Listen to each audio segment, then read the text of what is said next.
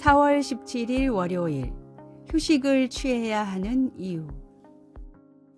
심장 질환의 위험이 있는 회사의 중년 남성 임원들에 대한 연구가 있은 지 40년이 지난 후 핀란드 헬싱키의 연구원들은 그들이 현재 어떤 상태에 있는지 추적해 보았습니다.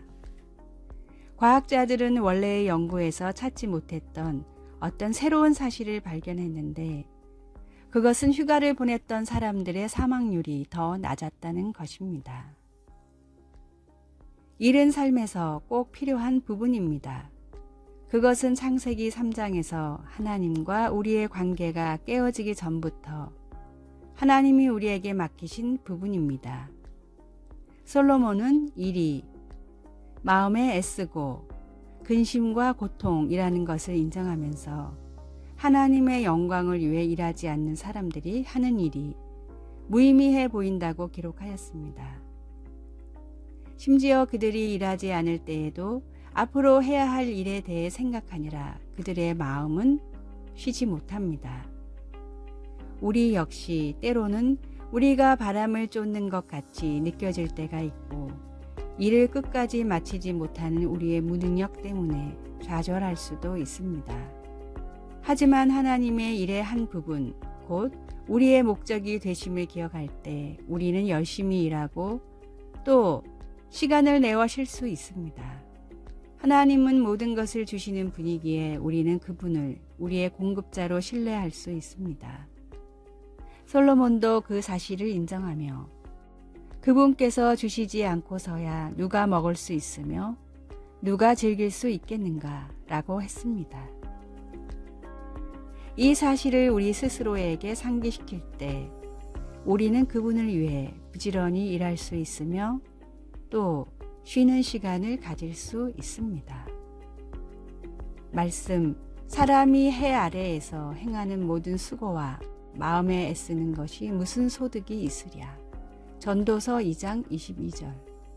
찬송 215장 뇌 죄 속해 주신 주께.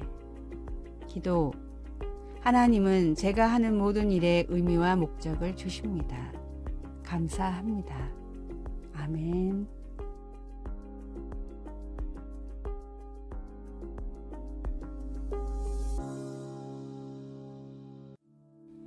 4월 18일 화요일, 달라도 같을 수 있다. 독일의 대문호 괴테와 실러는 모두가 인정하는 당대의 라이벌이자 친한 친구였습니다. 그러나 괴테와 실러를 따르는 추종자들은 상대방을 비방하며 누가 최고인지에 대해 뜨거운 논쟁을 펼쳤습니다. 괴테의 열렬한 패는 논쟁을 하다 분을 이기지 못해 괴테를 찾아가 다음과 같이 요구했습니다. 실러는 결코 당신을 이길 수 없습니다. 실러의 문학은 나보다 수준이 낮다라고 제발 한 말씀만 해 주십시오. 이 말을 들은 괴테가 대답했습니다. 누가 더 높다고 싸우지 말고 괴테와 실러라는 작가가 같은 시대에 있다는 사실에 감사하십시오. 괴테와 실러는 극과 극이라고 할 정도로 문학의 주제와 살아온 삶이 달랐습니다. 그러나 두 사람은 서로를 진심으로 인정했고 세간의 그 어떤 이간질에도 우정을 지켰습니다. 괴테와 실러로 인해 독일의 문학은 유럽의 중심이 될 수 있었고 지금도 같은 무덤에 나란히 안장되어 있습니다. 시기와 질투는 하나님이 주시는 마음이 아닙니다. 생각이 조금 다르고 믿음이 조금 달라도 서로 용납하며 연합함으로 하나님이 주신 계획을 이루십시오. 오늘의 말씀, 아무 일에든지 다툼이나 허영으로 하지 말고 오직 겸손한 마음으로 각각 자기보다 남을 낮게 여기고. 빌립보서 2장 3절. 오늘의 찬송 475장 인류는 하나 되게. 오늘의 만나, 남을 나보다 더 낮게 여기는 주님이 가르쳐 주신 마음을 갖게 하소서. 내가 좋아하는 사람을 높이기 위해 누군가를 비하하지 않도록 해야겠습니다.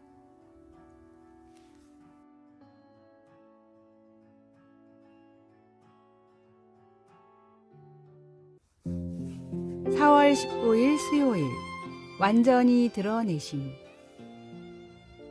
영화 팬들은 메리 포핀스 리턴즈에서 주인공 역을 맡은 에밀리 블런트의 아름다운 목소리를 들었습니다.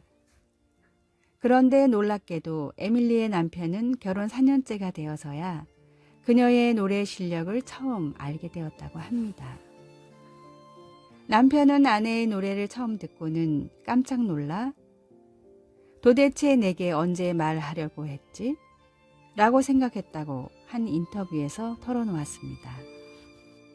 우리는 종종 주변 사람들에게서 전에는 몰랐던 때론 아주 뜻밖의 모습을 발견하고 놀라곤 합니다. 마가복음 속의 제자들도 처음에는 예수님을 단편적으로만 알았고 주님이 누구신지 온전히 알려고 애썼습니다.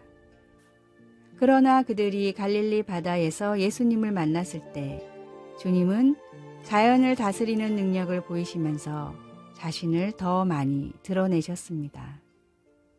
예수님께서 5,000명이 넘는 군중을 먹이신 후 제자들을 갈릴리 바다로 보내셨을 때 제자들은 거기서 폭풍우를 만났습니다. 동이틀 무렵 제자들은 누군가가 물 위로 걸어오는 것을 보고 몹시 두려워했습니다. 그러자 그리스도께서 친숙한 목소리로 안심하라, 내니 두려워하지 말라고 하시며 그들을 안심시키셨습니다. 그러고는 성난 바다를 잠잠케 하셨습니다. 그 같은 엄청난 능력을 본 제자들은 마음에 심히 놀라며 자신들이 경험한 예수님의 능력을 온전히 이해해 보려고 애를 썼습니다. 우리 삶의 폭풍우를 제어하는 예수님과 그분의 능력을 경험하게 될 때 우리도 그분이 누구신지 더 철저히 알게 되면서 놀라움을 금치 못하게 됩니다. 말씀, 예수께서 곧 그들에게 말씀하여 이르시되 안심하라, 내니 두려워하지 말라. 마가복음 6장 50절. 찬송 371장 구주여 광풍이 불어. 기도. 주님의 능력은 참으로 놀랍습니다. 우리가 주님을 예배할 수 있도록 우리의 눈을 열어 주님의 모습을 더 잘 보게 하소서. 아멘.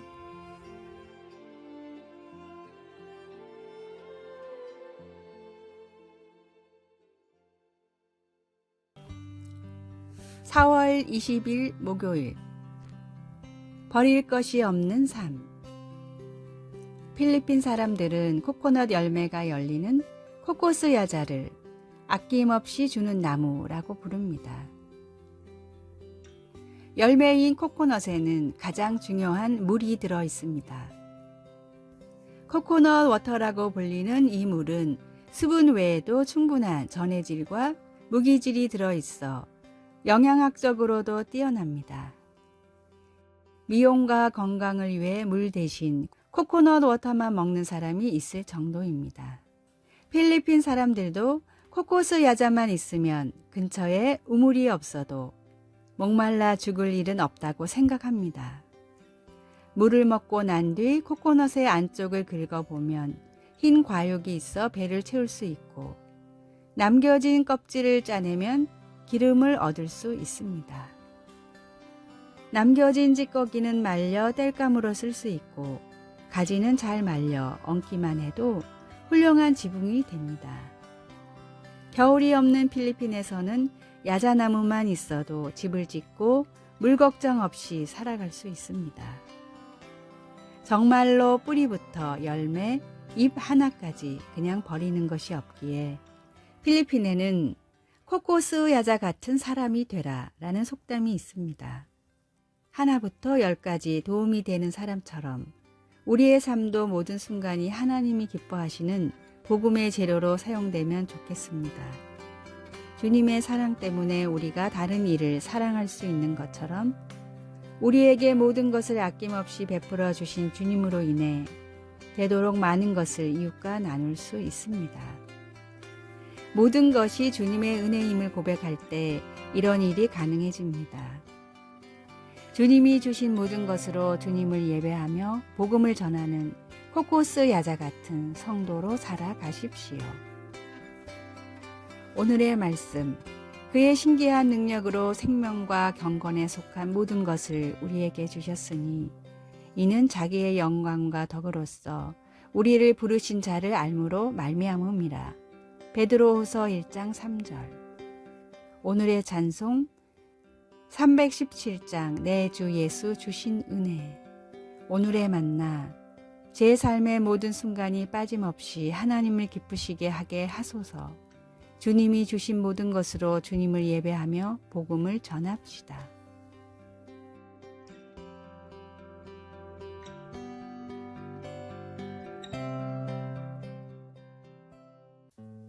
(4월 21일) 금요일, 강한 심장.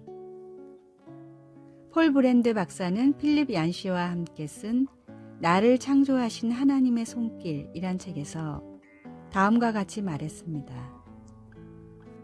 벌새의 심장은 1온스, 약 28g의 무게로 분당 800회를 뛰며 대왕고래의 심장은 0.5톤의 무게로 분당 불과 10회만 뛰는데 2마일 떨어진 곳에서도 심장의 고동소리를 들을 수 있습니다. 그들과 비교해 인간의 심장은 둔하게 작동하는 것 같지만 대부분 사람의 심장은 70년 이상을 하루에 10만 번씩 분당 65에서 70회 조금도 쉬지 않고 뛰고 있습니다. 이 놀라운 심장은 일생 동안 우리 삶의 원동력이 되기 때문에 사람의 전반적인 내면의 건강을 은유하는 말로도 쓰이고 있습니다. 그러나 문자 그대로의 심장과 은유적인 표현의 마음이 둘 다 고장날 때가 많습니다. 그럴 때 우리는 어떻게 해야 할까요? 이스라엘의 예배 인도자였던 시편 저자 아삽은 시편 73편에서 참된 힘은 다른 곳, 다른 존재에게서 온다는 것을 인정했습니다. 그는 내 육체와 마음은 쇠약하나 하나님은 내 마음의 반석이시요 영원한 분길이시라 라고 썼습니다. 아삽이 옳았습니다. 살아계신 하나님은 우리의 궁극적이고 영원한 힘이십니다. 하늘과 땅을 창조하신 하나님은 그분의 완전한 능력에 한계가 없다는 것을 알고 계십니다. 우리가 어렵고 힘든 시기를 지날 때 아삽이 그의 고난을 통해 하나님이 우리 마음의 참된 힘이라고 깨달은 것을 우리도 알 수 있기를 바랍니다. 말씀, 내 육체와 마음은 쇠약하나 하나님은 내 마음의 반석이시요 영원한 분깃이시라. 시편 73편 26절. 찬송 484장 내 맘의 주여 소망되소서. 기도, 제가 약할 때 하나님은 강하시고 제가 감당하지 못할 때 하나님은 충분하시고 제가 혼란스러울 때 하나님은 완벽하게 명료하시니 감사합니다. 아멘.